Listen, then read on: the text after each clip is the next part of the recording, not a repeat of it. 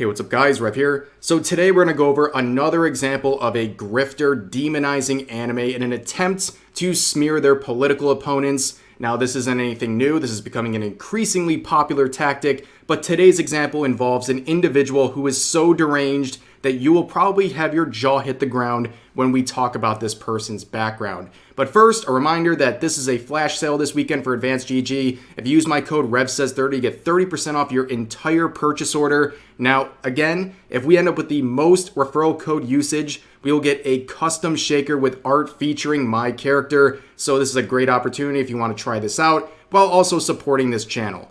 But now on to the main story for today. We're going to be looking at this tweet made by none other than Ollie London. Now, you either heard that name and felt nothing because you don't know who he is, or you had a flashbang of cringe because you know who Ollie London is. And we will talk about him shortly, but recently Ollie has been LARPing as a sort of conservative figurehead trying to appeal to that sort of crowd. And in his attempt, he is trying to attack this transgender woman who is involved in the Montana political scene, and he makes this absolute banger of a tweet saying, Montana transgender rep Zoe Zephyr exposed for shocking past. This is my ideal relationship with a man, one where I'm riding him and also ready to end his life. The old tweet was accompanied with a Lolita anime cartoon, typically a form of sexual anime where minors are depicted engaging in intercourse. And yes, there's the damning and shocking evidence down there. Now, we will go through all of this and point out about the 10 different lies that are contained in this tweet. Don't you worry. But first, I want to focus on Ollie London, okay, to give you guys a taste of who this man is. So like I said, he's on a conservative grift these days, trying to appeal to conservative people. And unfortunately for him, if they knew anything about him, they would be reviled by him, okay? This is the same man who has spent hundreds of thousands of dollars in surgery to try to look like BTS member Jimin. He is also the same person who coined the phrase transracial because he believes as a result of his surgeries, he has transitioned from a British white man to a Korean man.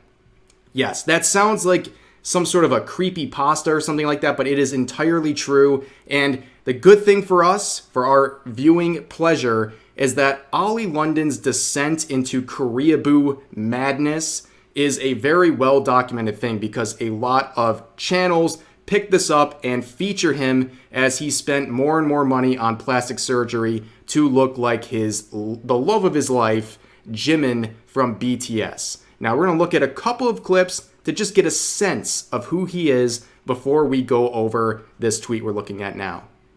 So this is just one of many videos documenting Ollie London's surgery progress, and I'm going to spare you the details of looking at the gross surgery footage and those things. We're just going to look at kind of his perspective on who he is and who he wants to be with his life, because it is truly radical. I want to look like a K-pop star. I want my entire look to look like Jimin. He's honestly my K-pop idol. Yeah.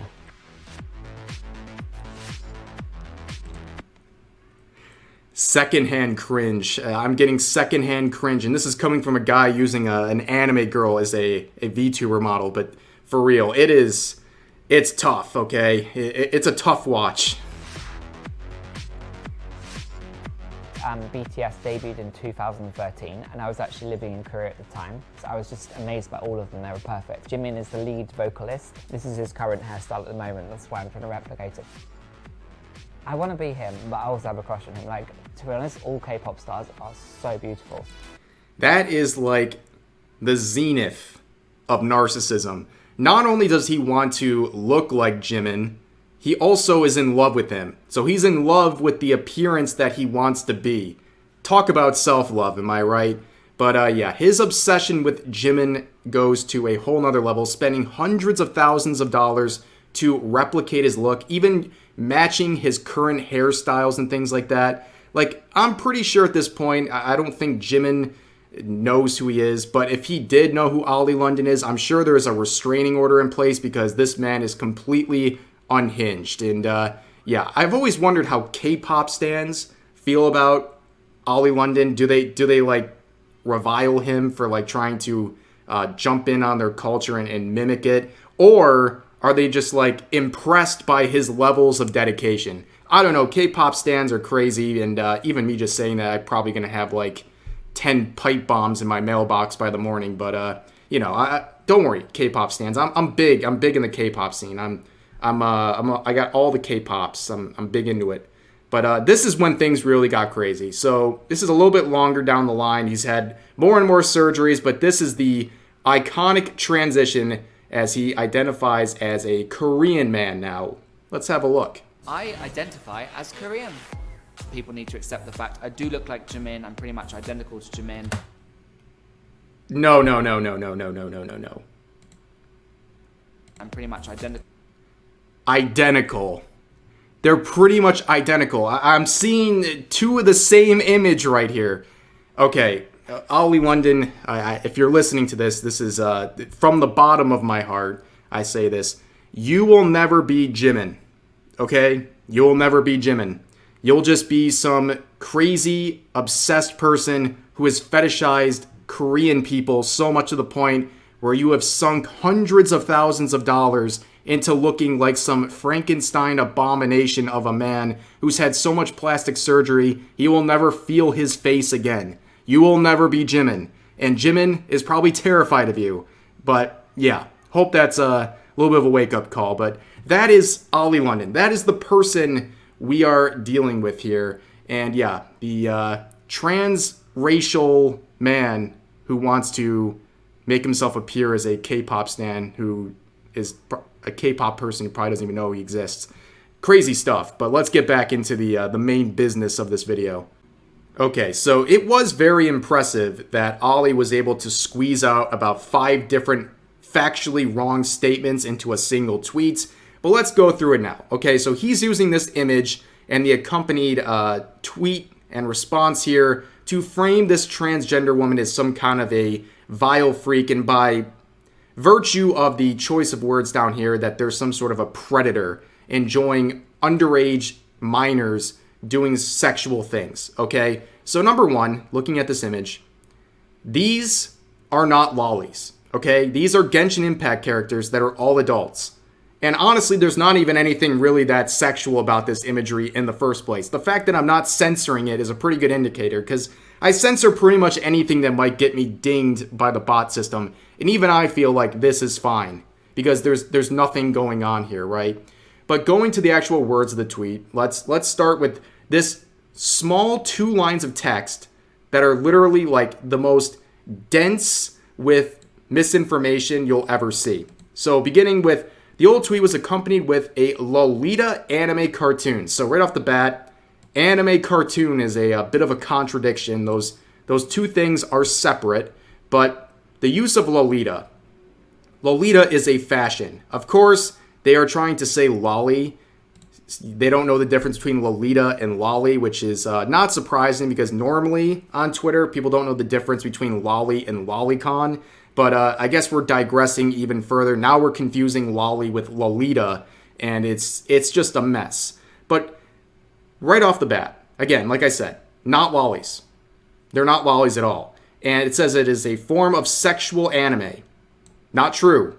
If you're talking about just lolly, right, like they're trying to say, lolly is not sexual. It's just a body type from anime. Lolicon is sexual, of course. It's a porn fetish.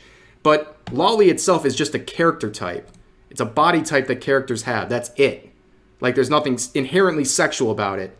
And then he goes on to say that they're minors depicted in engaging in intercourse, which, of course, that's not the definition of lolly. But also, this doesn't fit down here because these are not minors. And they're not even engaging in intercourse. Like, it's so mind-boggling to just make all this stuff up when it's right in front of you. The image is right in front of you. No one's going to buy this. It's crazy. But the thing is, like, also, I don't want to get, like, hung up on, terms here, but, like, minor, there's no such thing as a minor that is a fictional character, right? Like, to be a minor, by definition, it has to be a human being. Like, it has to be a living, breathing human being to be considered a minor by all definition. Like, you can have underage characters, but there's no existing minor when it comes to fictional content because they're not real. They don't meet the criteria to be a human minor because they're not real, right? But this is just an absolutely crazy thing. And like, the fact that this still gets 2,000 likes shows you that there is a grift out there that is pathetic enough to convince people that this is actually exposing anyone. If anything, to expose that this person is pretty based. If anything, you know, it's great to see some politicians into some anime stuff, and you know, really crazy that Ali of all people is trying to attack people and say please be normal when he has his own skeletons in his closet. But going off of that, there was a reply, again, 700 likes on this, from our verified broski over here, Cody, saying 95% of trans activists on Twitter have anime profile pictures. There has to be a direct correlation. Maybe Matt Walsh was right about anime being demonic. And Ollie replies by saying, yes, there is definitely something weird about it all. Yes, Ollie, the decider of what is weird or not. But nonetheless, this statement is completely and utterly insane.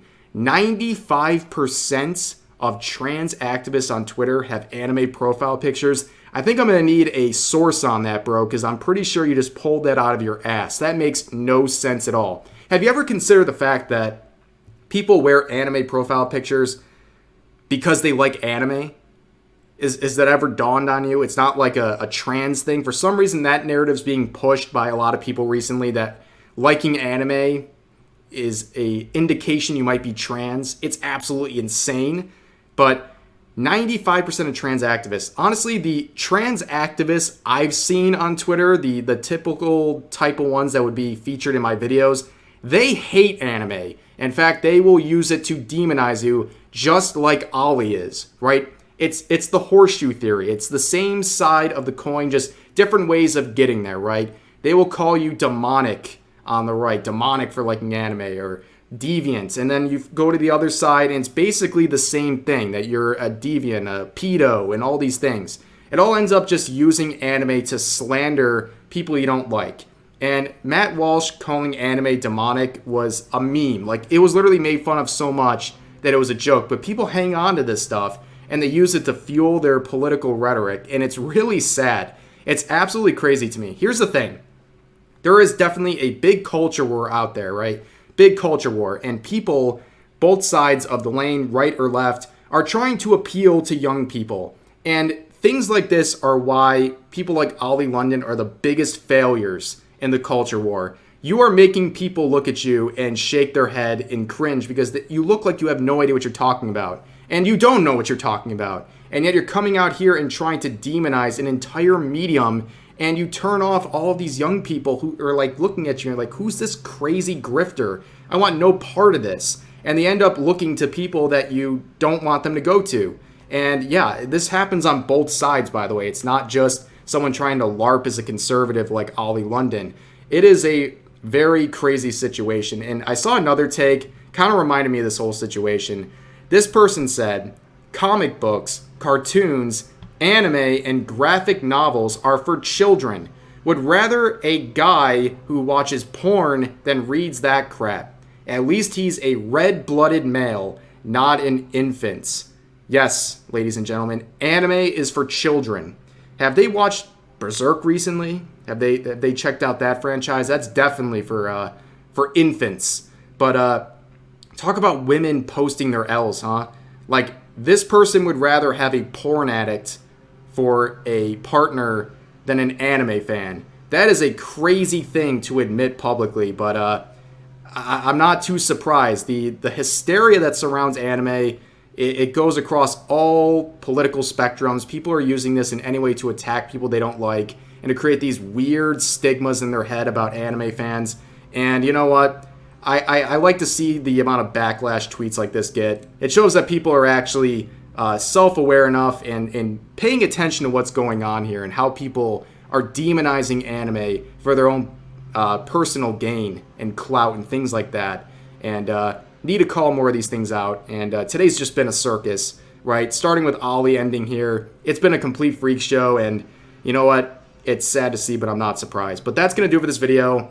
I hope you guys enjoyed. Please share all of your thoughts in the comments section down below, and I'll see you guys next time.